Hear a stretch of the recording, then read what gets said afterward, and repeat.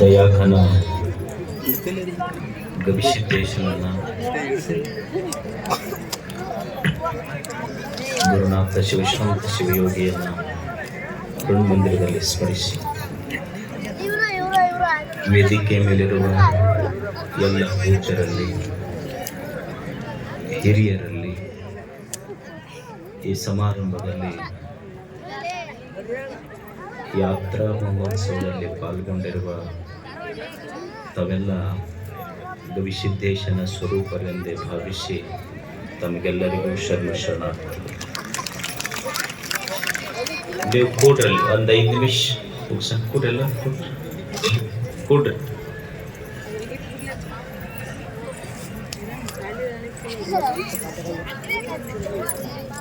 ನಿಮ್ ಜಿಲೇಬಿ ಎಲ್ಲಿ ಹೋಗುದಿಲ್ಲ, ಎಲ್ಲ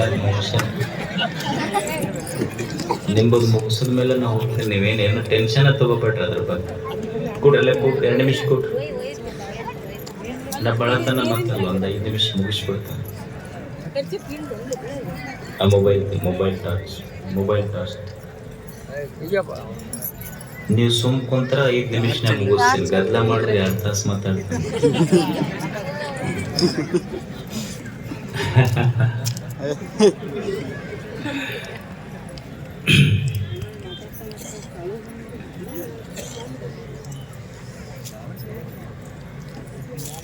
ಒಂದು ತಾಯಿಯ ಗರ್ಭದಿಂದ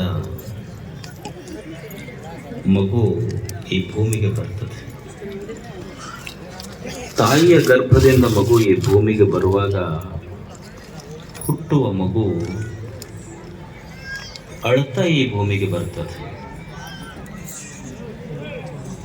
ಇಷ್ಟು ಜನ ನಾವು ಹುಟ್ಟಿ ಬಂದಿದ್ದೇವೆ, ಹಲವು ಮಕ್ಕಳು ಹುಟ್ಟಿ ಬರುವುದನ್ನು ನಾವು ನೋಡ್ತೇವೆ. ಯಾಕೆ ತಾಯಿಯ ಗರ್ಭದಿಂದ ಭೂಮಿಗೆ ಬರುವ ಮಗು ಅಳುತ್ತಾ ಹುಟ್ಟುತ್ತದೆ? ಏನು ಪಡಿಬೇಕು ಅಂತದು ಅಳುತ್ತದೆ.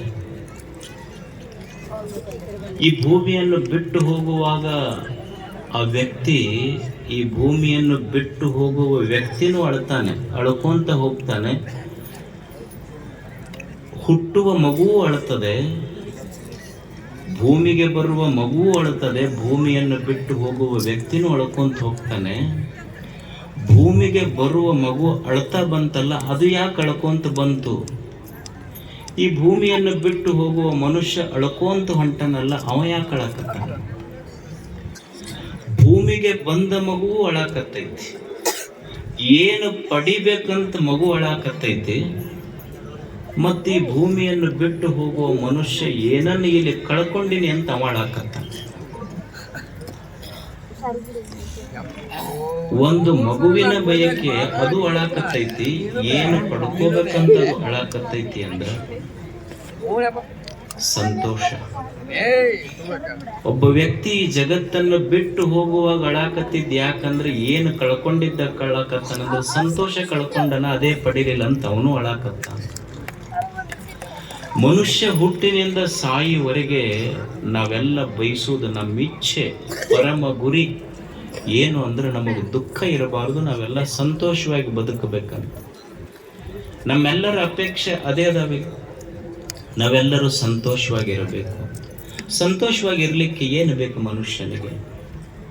ಉಣ್ಲಿಕ್ಕೆ ಅನ್ನ ಬೇಕು, ಉಡ್ಲಿಕ್ಕೆ ಅರಿವೆ ಬೇಕು, ಇರಲಿಕ್ಕೆ ಆಶ್ರಯ ಬೇಕು. ಇಷ್ಟೇ ಇದ್ರೆ ಸಂತೋಷವಾಗಿರ್ಲಿಕ್ಕೆ ಸಾಧ್ಯ ಇಲ್ಲ. ಅನ್ನ ಬೇಕು, ಆಶ್ರಯ ಬೇಕು, ಅರಿವೆ ಬೇಕು. ಇಷ್ಟೇ ಇದ್ರೆ ಸಂತೋಷವಾಗಿರ್ಲಿಕ್ಕೆ ಸಾಧ್ಯ ಇಲ್ಲ ಮನುಷ್ಯ. ಅನ್ನ, ಆಶ್ರಯ, ಅರಿವೆಯ ಜೊತೆ ಹೇಗೆ ಬದುಕಬೇಕು ಭೂಮಿಯ ಮೇಲೆ ಅನ್ನುವ ಅರಿವು ಬೇಕು. ಅಂದಾಗ ಅವ ಸಂತೋಷವಾಗಿರ್ಲಿಕ್ಕೆ ಸಾಧ್ಯ ಇಲ್ಲ. ಅರಿವು ಇಲ್ಲದೆ ಇಲ್ಲಿ ಸಂತೋಷವಾಗಿ ಬದುಕಲಿಕ್ಕೆ ಸಾಧ್ಯ ಇಲ್ಲ. ನೀವು ಅನ್ಬೋದು, ಒಬ್ಬ ಅರಿವುಳ್ಳಂಥ ವ್ಯಕ್ತಿ, ಪ್ರಜ್ಞೆ, ಅರಿವು, ವಿಚಾರ, ಜ್ಞಾನ ಬದುಕಿನಲ್ಲಿ ಸಂತೋಷ ಕೊಡ್ತದೆ. ಈಗ ಒಂದು ಕಲ್ಲು ತಂದು ಕೊಟ್ರಿ ನೀವು, ಒಂದು ಕಲ್ಲು ತಂದು ಕೊಟ್ರೆ ಅರಿವಿಲ್ಲದ ವ್ಯಕ್ತಿ ಅದನ್ನು ಸುತ್ತಿಗೆ ತಗೊಂಡು ಹೊಡೆದು ಕಂಕರ ಮಾಡುತ್ತಾನೆ. ಅದೇ ಅವನಿಗೆ ಅರಿವು, ಪ್ರಜ್ಞೆ, ಕಲಾತ್ಮಕತೆ, ಸೃಜನಶೀಲತೆ ಇತ್ತು ಅಂದ್ರೆ, ಸೃಜನಶೀಲತೆ ಅರಿವು ಇಲ್ಲದವ ಕಲ್ಲು ತಂದು ಕೊಟ್ರೆ ಅದನ್ನು ಹೊಡೆದು ಕಂಕರ ಮಾಡ್ತಾನ. ಅರಿವು ಸೃಜನಶೀಲತೆ ಉಳ್ಳ ವ್ಯಕ್ತಿಗೆ ಅದೇ ಕಲ್ಲು ಕೊಟ್ರೆ ಇಲ್ಲಾರ್ದವ ಆ ಕಲ್ಲಿನಿಂದ ಕಂಕರ ಮಾಡುತ್ತಾನ. ಅರಿವಿದ್ದವ ಅದೇ ಕಲ್ಲಿನಿಂದ ಶಂಕರನನ್ನೇ ನಿರ್ಮಾಣ ಮಾಡುತ್ತಾನ. ಅರಿವು ಏನನ್ನ ಮಾಡುತ್ತದೆ. ನೀವು ಅನ್ಬೋದು, ಅಲ್ರಿ ನಮಗೇನು ಅರಿವಿಲ್ಲೇನು?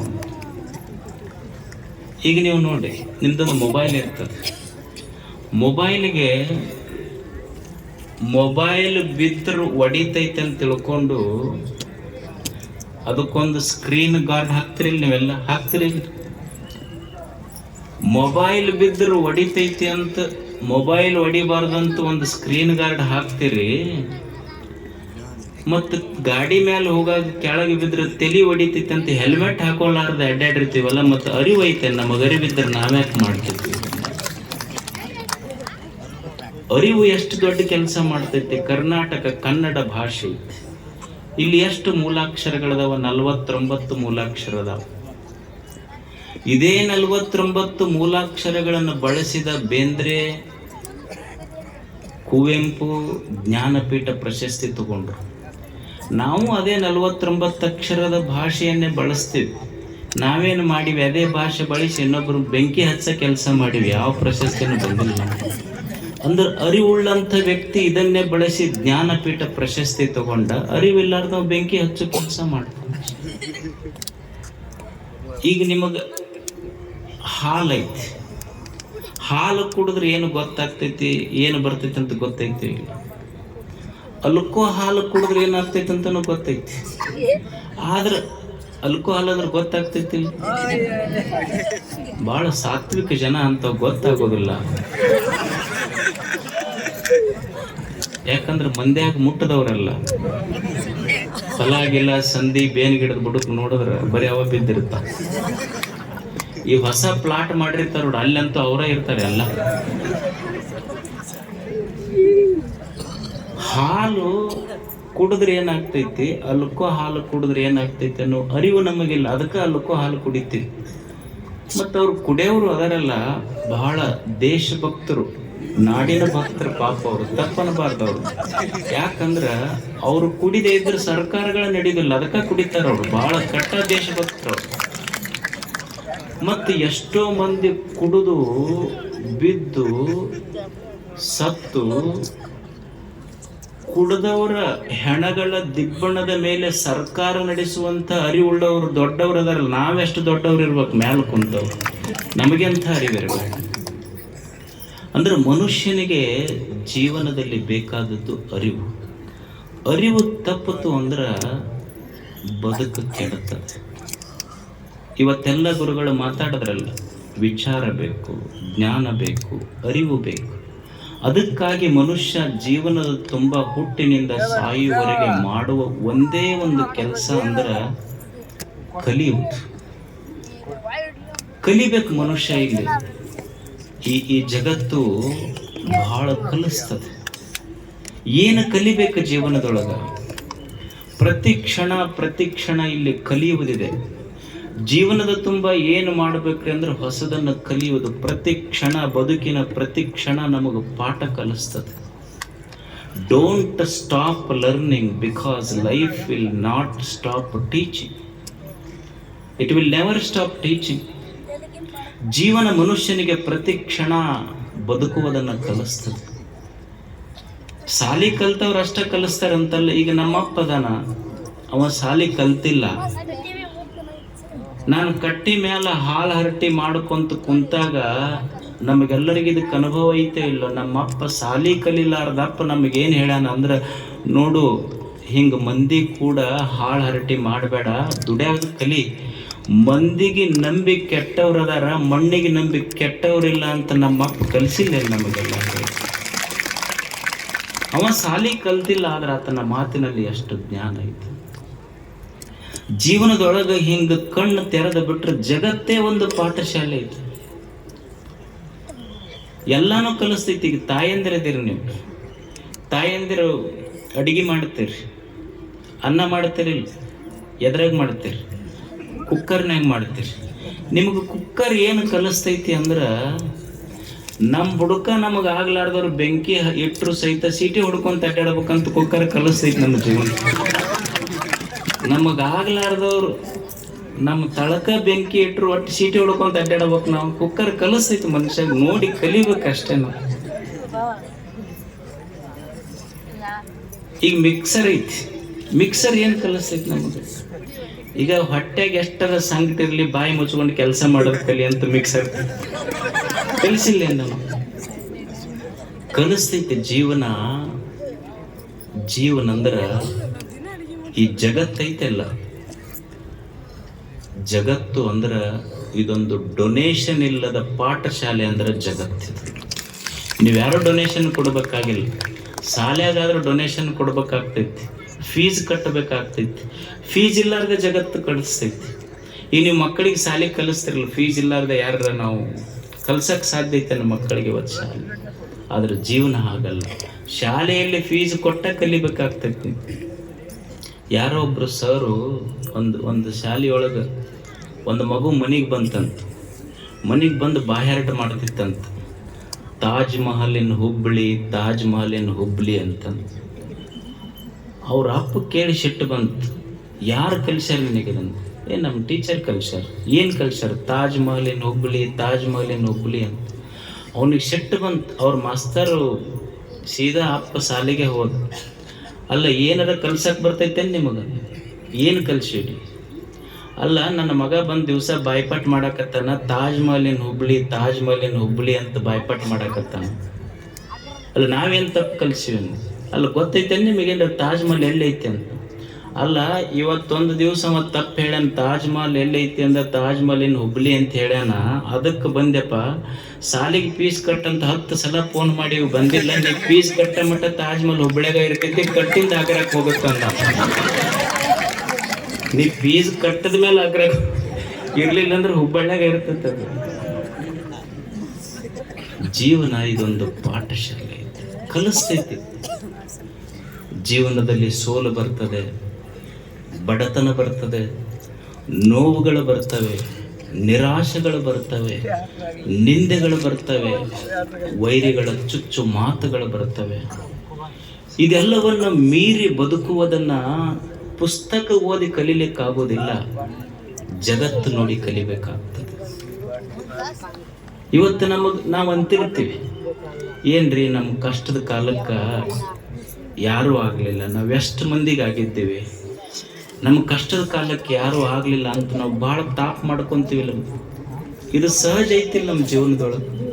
ನಮಗಿದ್ದಾಗ ಎಲ್ಲರೂ ಬಂದರು, ಕಷ್ಟದ ಕಾಲಕ್ಕೆ ಯಾರೂ ಬರಲಿಲ್ಲ ಅಂತ ಮಂದಿಗೆ ಹೀಯಾಳಿಸ್ತೀವಿ, ಮಂದಿ ಬಗ್ಗೆ ಮಾತಾಡ್ತೀವಿ. ಆದರೆ ಸತ್ಯ ಅರ್ಥ ಮಾಡ್ಕೋಬೇಕು. ನಾನು ಸುಖವಾಗಿದ್ದಾಗ, ಸಂತೋಷವಾಗಿದ್ದಾಗ ನನ್ನ ಕೈಯ 10 ಬೆರಳು ಚಪ್ಪಾಳಿ ಹೊಡಿತ. ಯಾವಾಗ? ನಾನು ಸಂತೋಷವಾಗಿದ್ದಾಗ. ಆದ್ರೆ ನಾನು ದುಃಖದಾಗಿದ್ದಾಗ 10 ಬೆರಳು ಬರುವುದಿಲ್ಲ, ಕಣ್ಣೀರು ಒರೆಸಕ್ಕೆ ಒಂದೇ ಬೆರಳ ಬರ್ತೈತಿ. ಅಂದ ಮೇಲೆ ಸಂತೋಷದಾಗಿದ್ದಾಗ ನನ್ನ ಕೈಯನ 10 ಬೆರಳು ಬಂದು, ದುಃಖದಾಗಿದ್ದಾಗ ನನ್ನ ಕೈಯನ 10 ಬೆರಳ ನನಗೆ ಬರಂಗಿಲ್ಲ ಅಂದ ಮೇಲೆ ಮಂದಿ ಬರ್ತಾರನ್ನುವ ನಿರೀಕ್ಷೆ ಯಾಕೆ ಅನ್ನೋದು ಕಲಿಬೇಕು. ಮಂದಿಯನ್ನು ನಿರೀಕ್ಷೆ ಮಾಡಿ ಕಲಿಯೋದಲ್ಲ. ಬಡತನ ಬರ್ತೈತಿ, ಕಲಿಯೋದು ಏನು? ಬಡತನ ಬಂದ್ರೆ ಏನಾಗುತ್ತೆ? ನಿನ್ನೆ ಹೇಳ್ತಾ ಇದ್ದಲ್ಲ, ಮನುಷ್ಯನಿಗೆ ತುಂಬಿದ ಪಾಕೆಟ್, ತುಂಬಿದ ಜೇಬ 100 ಆಟ ಕಲಿಸಿದ್ರ ಖಾಲಿ ಜೇಬ್ ಜೀವನದೊಳಗೆ 100 ಪಾಠ ಕಲಿಸ್ತೈತೆ ಅಂತ. ಅದನ್ನು ಕಲಿಬೇಕು ಮನುಷ್ಯ. ಸ್ಟೀವ್ ಜಾಬ್ಸ್ ಅಂತಿದ್ದ, ನೀವೆಲ್ಲ ಕೇಳಿರ್ಬೇಕು ಹೆಸರು, ಸ್ಟೀವ್ ಜಾಬ್ಸ್. ಅವ ಹೇಳ್ತಾನೆ, ಮನುಷ್ಯನಿಗೆ ಜೀವನದಲ್ಲಿ ಹಸಿವು ಮತ್ತು ಬಡತನ, ಹಸಿವು ಮತ್ತು ಬಡತನ ಏನು ಪಾಠ ಕಲಿಸ್ತಾವಲ್ಲ, ಇದು ಯಾವ ವಿಶ್ವವಿದ್ಯಾಲಯವೂ ಕಲಿಸೋದಿಲ್ಲ ಅಂಥ ಪಾಠ ಬಡತನ ಕಲಿಸ್ತದೆ, ಇರ್ತದೆ. ಏನು ವೈರಿಗಳು ಬರ್ತಾರೆ ಜೀವನದಲ್ಲಿ ಇರುವುದಿಲ್ಲೇನು? ನಮಗೆ ಭಾಳ ಮಂದಿ ವೈರಿಗಳದಾರೆ. ನಮ್ಮ ಮನೆ ಮಗ್ಗಲ್ದವ್ರು ವೈರಿಗಳದಾರ, ನಮ್ಮ ಓಣ್ಯಾಗ ವೈರಿಗಳು. ಏನು ಮಾಡವ್ ನೀನು ಅವ್ರನ್ನ ತಗೊಂಡು? ಅಲ್ಲ, ಕಲಿಬೇಕಾದದ್ದು ಏನಂದ್ರೆ, ಆತ ಒಬ್ಬ ವೈರಿ ಅದಾನಂತ ತಿಳ್ಕೊಂಡು 100 ಮಂದಿ ವೈರಿಗಳದಾರ ಅಂತ ತಿಳ್ಕೊಂಡು ಏನು ಹೋಗಿ ಅವ್ರು ತಲೆ ತೆಗಿಯೋಕ್ಕಾಗತ್ತಾ? ನಮಗೆ ಕಲಿಯುವುದೇನು ಜೀವನದಲ್ಲಿ ಅಂದ್ರೆ, ನನಗೆ ಬಹಳ ಮಂದಿ ವೈರಿಗಳದಾರ ಅಂತ ತಿಳ್ಕೊಂಡು ಹುಡುಕ್ಯಾಡಿ ವೈರಿಗಳ ತಲೆಯನ್ನು ತೆಗೆಯೋದಲ್ಲ, ನನ್ನ ತಲೆಯಿಂದ ವೈರಿಗಳನ್ನು ತೆಗೆದು ಬಿಟ್ರೆ ಅದು ಜೀವನ ಸಾರ್ಥಕ ಅಷ್ಟೇ. ವೈರಿಗಳನ್ನು ತೆಗೆಯೋದಲ್ಲ, ನನ್ನ ತಲೆಯಾಗಿಂದ ವೈರಿಗಳನ್ನು ತೆಗೆದು ಬಿಡೋದಷ್ಟೆ. ಕಲಿಯುವುದೇ. ಮಂದಿ ಬಹಳ ನಮಗೆ ನಿಂದ ಮಾಡ್ತಾರೆ, ಮತ್ತು ಮಾಡ್ತಾರೆ ಪಾಪ. ಎಲ್ಲ ಪುಕ್ಕಟೆ ಇವೆಲ್ಲ ಸಿಕ್ಕಾವ, ಮತ್ತು ಅವೇನು ಉದ್ಯೋಗ ಖಾತ್ರಿ ಬರ್ತಾವ, ರೊಕ್ಕ ಬಿಡ್ತೈತಿ, ಕೆಲಸ ಏನೈತೆ ಅವ್ರಿಗೆ. ನೀವು ಒಂದು ನೆನಪಿಟ್ಕೊಂಡವ್ರಿ ಹೋಗಾಕ, ಊರ ಮುಂದಿನ ಬಾವಿ ಮುಚ್ಚಬಹುದು, ಊರ ಮಂದಿ ಬಾಯಿ ಮುಚ್ಚಕ್ಕಾಗೋದು ತಿಳ್ಕೊಂಡ್ರೆ. ಊರ ಮುಂದಿನ ಬಾವಿ ಮುಚ್ಚಬಹುದು, ಊರ ಮಂದಿ ಬಾಯಿ ಮುಚ್ಚಕ್ಕಾಗೋದಿಲ್ಲ. ಅಕಸ್ಮಾತ್ ಒಂದು ವೇಳೆ ನೀ ಬಿದ್ದಿ ಅಂದ್ರೆ ಬಾಯಾಗ, ನಿನ್ನ ದೈವ ಚಲೋ ಇತ್ತು ಅಂದ್ರೆ ಬಾವ್ಯಾಗಿಂದ ಎದ್ದು ಬರುತ್ತೆ. ಆದ್ರೆ ನಿನ್ನ ಅದೃಷ್ಟ ಇರಲಿ ಬಿಡ್ಲಿ, ಆದ್ರೆ ಊರು ಮಂದಿ ಬಾಯಾಗಿಂದ ಪಾರಾಗೋದು ಕಷ್ಟ. ಅದಕ್ಕೆ ಮನುಷ್ಯ ಊರಂದ ಮೇಲೆ ಒಂದಿಷ್ಟು ಆಡ್ತಿರ್ತಾವ ಅಷ್ಟೇ. ನಾ ಭಾಳ ಸಲ ಇದನ್ನು ಹೇಳ್ತಿರ್ತೀನಿ. ಏನಂದ್ರೆ, ಈಗ ನಿನ್ನೆ ಮೊನ್ನೆ ಅಡಿಗೆ ಮಾಡಿರ್ತಾರೆ ಮನ್ಯಾಗ.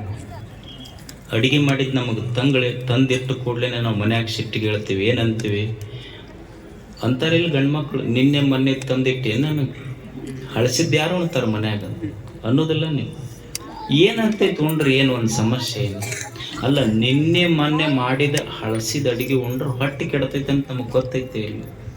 ನಿನ್ನೆ ಮೊನ್ನೆ ಮಾಡಿದ ಹಳಸಿದ ಅಡಿಗೆ ಉಂಡ್ರೆ ಹೊಟ್ಟೆ ಕೆಡ್ತೈತಿ. ನಿನ್ನೆ ಮೊನ್ನೆ ಆಡಿದ ಮಾತು ತಲೆಯಾಗಿ ಇಟ್ಕೊಂಡ್ರೆ ತಲೆನೂ ಕೆಡ್ತೈತೆ ಅಂತ ಗೊತ್ತಿರ್ಬೇಕು ಮನುಷ್ಯಾಗ. ಇದನ್ನ ಕಲಿಯೋದೇ ಜೀವನದೊಳಗೆ ಅಷ್ಟೇ. ಅದಕ್ಕೆ ಜೀವನ ಅಂದ್ರೆ ಕಲಿಯುವುದಷ್ಟೇ ಇಲ್ಲ.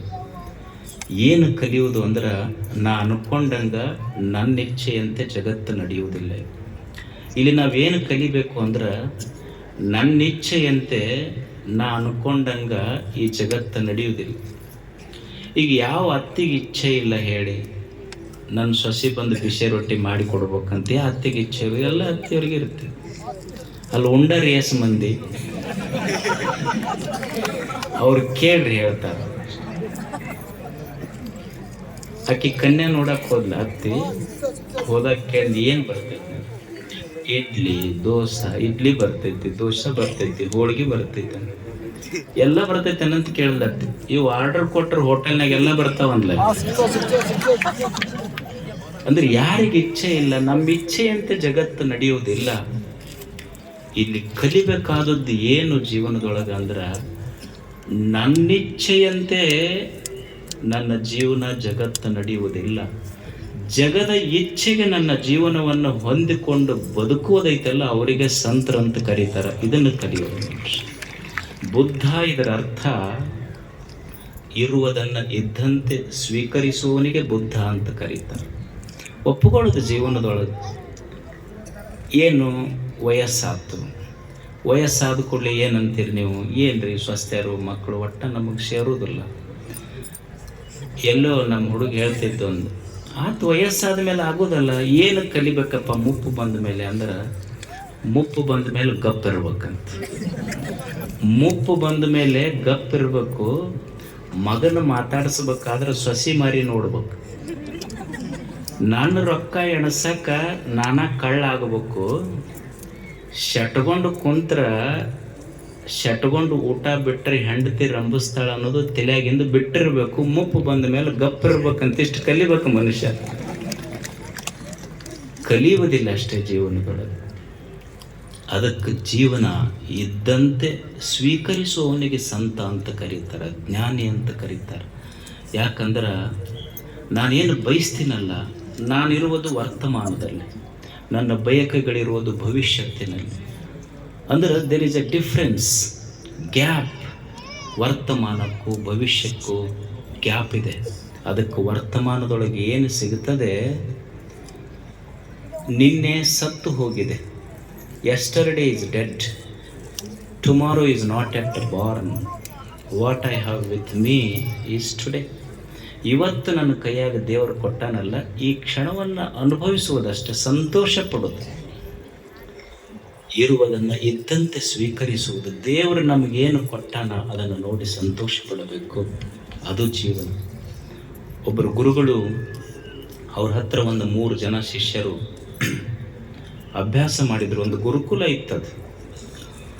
3 ಜನ ಅವ್ರ ಹತ್ರ ಅಧ್ಯಯನ ಮಾಡಿ ಹೋದರು. ಹೋಗಿ ಮತ್ತೆ ಗುರುಗಳ ದರ್ಶನಕ್ಕೆ ಬಂದರು ಆಶ್ರಮಕ್ಕೆ. ಗುರುಗಳು 3 ಊಟಕ್ಕೆ ಕೊಟ್ಟರು. ಊಟಕ್ಕೆ ಒಬ್ಬನಿಗೆ ಬಂಗಾರದ ತಟ್ಟೆ ಕೊಟ್ಟರು, ಒಬ್ಬನಿಗೆ ಬೆಳ್ಳಿ ತಟ್ಟೆ ಕೊಟ್ಟರು, ಒಬ್ಬನಿಗೆ ಮಣ್ಣಿನ ತಟ್ಟೆ ಕೊಟ್ಟರು. ಎಲ್ಲರ ತಾಟಿನೊಳಗೂ ಒಂದೊಂದು ರೊಟ್ಟಿ ಹಾಕಿದ್ರು, ಉಂಡ್ರು. 3 ರೊಟ್ಟಿ ನೀಡಿದ್ರು ಗುರುಗಳು. ಒಬ್ಬನಿಗೆ ಬಂಗಾರ ತಟ್ಟೆ, ಒಬ್ಬನಿಗೆ ಬೆಳ್ಳಿ ತಟ್ಟೆ, ಒಬ್ಬನಿಗೆ ಮಣ್ಣಿನ ತಟ್ಟೆ ಕೊಟ್ಟು 3 ಒಂದೊಂದು ರೊಟ್ಟಿ ಹಾಕಿ ಊಟ ಮುಗಿದ ಮೇಲೆ ಮಣ್ಣಿನ ತಟ್ಟೆಯಲ್ಲಿ ಬೆಳ್ಳಿ ತಟ್ಟೆಯಲ್ಲಿ ಉಂಡ ಶಿಷ್ಯರು ಗುರುಗಳಿಗೆ ಬಂದು ಹೇಳಿದ್ರು, ಅಲ್ಲ ನೀವು ಬಹಳ ದೊಡ್ಡವ್ರಂತ ತಿಳ್ಕೊಂಡಿದ್ವಿ ನಾವು. ನಮ್ಮ 3 ಬೇರೆ ಬೇರೆ ತಟ್ಟೆ ಕೊಟ್ರಿ, ಅವನಿಗೆ ಬಂಗಾರ ತಟ್ಟೆ ಕೊಟ್ರಿ, ಅವನಿಗೆ ಬೆಳ್ಳಿ ತಟ್ಟೆ ಕೊಟ್ರಿ, ನನಗೆ ನೋಡಿದ್ರೆ ಬರೀ ಮಣ್ಣಿನ ತಟ್ಟೆ ಕೊಟ್ರಿ ಅಂತ ಶಿಷ್ಯ ಕಂಪ್ಲೇಂಟ್ ಮಾಡಿದ ಗುರುಗಳಿಗೆ. ಅವಾಗ ಗುರು ಹೇಳ್ದ, ನೋಡು, ಅವನಿಗೆ ಬಂಗಾರದ ತಟ್ಟೆ ಕೊಟ್ಟಿರ್ಬೋದು, ಅವನಿಗೆ ಬೆಳ್ಳಿ ತಟ್ಟೆ ಕೊಟ್ಟಿರ್ಬೋದು, ನಿನಗೆ ಮಣ್ಣಿನ ತಟ್ಟೆ ಕೊಟ್ಟಿರ್ಬೋದು. ನಿನ್ನ ಲಕ್ಷ್ಯ ತಟ್ಟೆಯ ಕಡೆ ಹೋತೆ ಹೊರತು ತಟ್ಟೆಯಲ್ಲಿ ಹಾಕಿದ ರೊಟ್ಟಿ ಒಂದೇ ಅನ್ನುವ ಕಲ್ಪನಾ ನಿನಗೆ ಬರಲಿಲ್ಲ. ಜೀವನದೊಳಗೆ ಒಬ್ಬ ಹೆಚ್ಚಿರ್ಬೋದು, ಒಬ್ಬರಿಗೆ ಕಡಿಮೆ ಇರ್ಬೋದು, ಒಬ್ಬ ಶ್ರೀಮಂತ ಇರ್ಬೋದು, ಒಬ್ಬ ಬಡವಿರ್ಬೋದು, ಒಬ್ಬ ಸುಂದರ ಇರ್ಬೋದು, ಒಬ್ಬ ಕಪ್ಪಿರ್ಬೋದು. ಆದರೆ ದೇವರು ನಮ್ಮ ತಟ್ಟೆಯಲ್ಲಿ ಸುಂದರವಾದ ಜೀವನವನ್ನು ಹಾಕಿದ್ದಾನೆ. ಈ ಜೀವನವನ್ನು ಏನು ಆಯುಷ್ಯ ಕೊಟ್ಟಾನ ಅವನಿಗೆ ಸಂತೋಷ ಆಗುವಂಗೆ ಬದುಕಿ ಹೋಗುವುದೇ ನಿಜವಾದ ಜಾತ್ರೆ. ಇದು ಜೀವನದ ಉದ್ದೇಶ ಅಷ್ಟೆ. ಇಲ್ಲೇನು ಯಾರು ಖಾಯಂ ಇರಕ್ಕೆ ಬಂದಿಲ್ಲ. 4 ದಿವಸ ಇರ್ತೀವಿ, ಇರೋದ್ರಾಗ ಚಂದ ಹೊಂದ್ಕೊಂಡು ಎಲ್ಲರೂ ಕೂಡ ಇದ್ದು ಹೊಂದ್ಕೊಂಡು ಹೋಗೋದಷ್ಟೇ. ಕಲಿಯೋದು ಈಗ ಶಾಲ್ಯಾಗ ಕಲಿಸ್ತಾರೆ, ಇಲ್ಲಿ ನಿಮಗೆ ವ್ಯಾಕರಣ ಕಲಿಸ್ತಾರೆ. ವ್ಯಾಕರಣದಾಗ ಏನು ಕಲಿಸ್ತಾರೆ ಹೇಳ್ರಿ? ಹೊಂದಿಸಿ ಬರೆಯಿರಿ ಅಂತ ಕಲ್ತಿರೇ ಇಲ್ಲ. ಹೊಂದಿಸಿ ಬರೆಯಿರಿ ಅಂತ ಕಲಿಸ್ತಾರೆ. ಏನು ಕಲಿಸ್ತಾರೆ ಅಂದ್ರೆ, ಇಲ್ಲೊಂದು ಲೈನ್ ಕೊಟ್ಟಿರ್ತಾರೆ, ಅದು ಎ ಇಟ್ಟು ಇದು 1 ಇರ್ತೈತಿ. ಆ ಕಡೆ 5ನೇ ನಂಬರ್ದು ಕೆಳಗೆ ಇಟ್ಟಿರ್ತಾರೆ. ಅಂದ್ರೆ 5ನೇ ನಂಬರ್ದು ಇಲ್ಲಿ 1ನೇ ನಂಬರ್ ಇತ್ತಂದ್ರೆ ಅದು ಕೂಡ್ತೈತೆ. ಅದು ಹೊಂದಿಸಿ ಬರೆದ್ರ ಪದಕ್ಕೆ ಅರ್ಥ ಬರ್ತೈತಿ, ಹೊಂದ್ಕೊಂಡು ಬದುಕಿದ್ರೆ ಜೀವನಕ್ಕೆ ಅರ್ಥ ಬರ್ತೈತಿ ಅಂತ ಕಲೀಲಿ ಅಂತ ಹೊಂದಿಸಿ ಬರೆಯಲಿ ಕಲಿಸ್ಯಾರ. ಅದಕ್ಕೆ ಜೀವನದಲ್ಲಿ ಕಲ್ಕೊಂತ ಯಾರು ಕೂಡ ದ್ವೇಷ ಕಟ್ಕೊಂಡು ಇನ್ನೊಬ್ಬರಿಗೆ ಟೀಕೆ ಮಾಡಿ ಏನೂ ಕಲಿಯುವುದಿಲ್ಲ, ಸಾಧಿಸುವುದೂ ಇಲ್ಲ. ಇರುವಷ್ಟು ದಿವಸ ಸಂತೋಷವಾಗಿ ಇನ್ನೊಬ್ಬರ ಮನಸ್ಸಿಗೆ ನೋವು ಮಾಡದಂಗೆ ಚಂದ ಕಾಯಕ ಮಾಡ್ಕೊಂತ ಬದುಕೋದೇ ನಿಜವಾದ ಜೀವನದ ಸಾಧನೆ ಅನ್ನುವಂಥ ಮಾತು ಹೇಳಿ, ಪ್ರತಿ ಕ್ಷಣ ಏನು ಜೀವನ ಕೊಟ್ಟಾನಲ್ಲ ಅವನನ್ನು ನೆನೆಸಿ ಬದುಕೋದಷ್ಟೇ. ಈಗ ನೀವು ಹಳ್ಳಿ ರೈತರದಿರಿ, ಹಳ್ಳಿ ರೈತರಿಗೆ ಅನುಭವ ಇರ್ತೈತಿ. ಹಳ್ಳಿ ರೈತ ಹೊಲಕ್ಕೆ ಗಳೆ ನೇಗಿಲು ಹೊಡ್ಯಕ್ಕೆ ಹೋಗುವಾಗ ಒಂದು ಬುತ್ತಿ ಇರ್ತೈತಿ, ಬುತ್ತಿ ಕಟ್ಕೊಂಡು ಹೋಗಿರ್ತಾನೆ. ಬುತ್ತಿ ಕಟ್ಕೊಂಡು ಹೋಗಿ ಅದನ್ನು ಬೇನಿಗಿಡದ ಬುಡಕ್ಕಿಟ್ಟು ಬುತ್ತಿ ಇಟ್ಟು ತಾನು ಗಳೆ ನೇಗಿಲು ಹೊಡ್ಯಕ್ಕೆ ಹೋಗ್ತಾನೆ.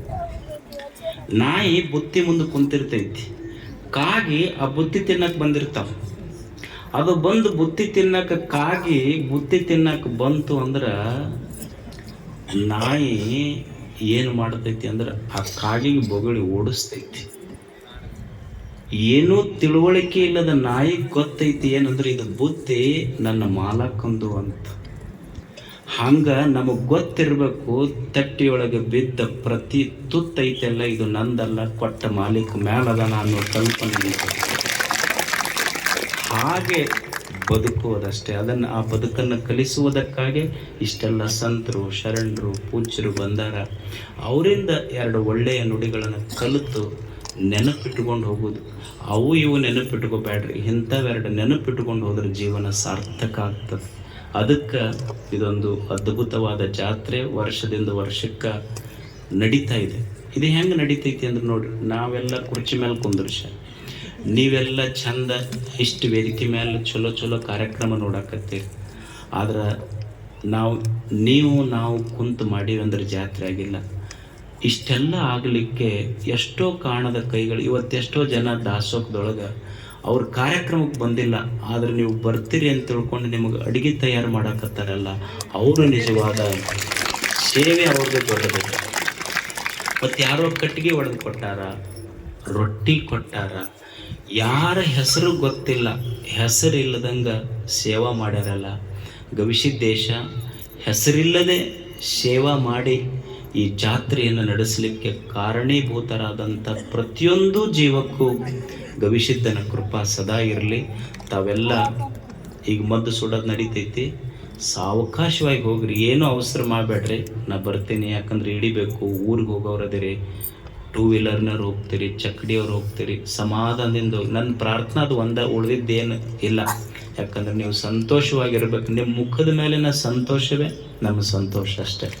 ಅದಕ್ಕೆ ಸಮಾಧಾನದಿಂದ ಹೋಗಿ ಪ್ರಸಾದ ಮಾಡಿರಿ, ತಮಗೆಲ್ಲ ಒಳ್ಳೇದಾಗಲಿ ಅಂತ ಹಾರೈಸಿ ನಮ್ಮ ಮಾತುಗಳನ್ನು ಮುಗಿಸ್ತೀನಿ. ಬಾಯ್ ನಿಂದೊಂದು ಬಾಕಿ ಇತ್ತು, ನೀ ಬರಲಿಲ್ಲ ಅಂದ್ರೆ ನಮ್ಮ ಜಾತ್ರೆನೇ ಮುಗಿಯಲ್ವಾ. ಈಗ ನನಗಿಂತ ನಿನ್ನ ಫ್ಯಾನ್ಸ್ ಬ್ಯಾಳ ಅದಾರ ಈಗ ಯೂಟ್ಯೂಬ್ನಾಗ. ಅಲ್ಲಿ ಅಜ್ಜರಿಗೆ ಮಾಡ ಒಂದ ತಂದೆಯಲ್ಲಿ ಇಬ್ಬರಿಗೆ ಹೆಂಗಾಕಿ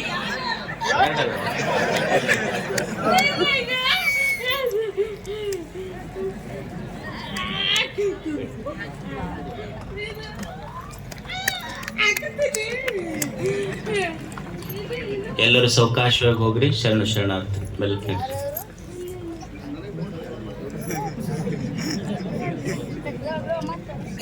ಈಗ ಮುಗಿತೆಲ್ಲ ಕಾರ್ಯಕ್ರಮ ಕುಂತ ಒಟ್ಟ ಹೇಳ್ಬಾರ್ದನ್ನ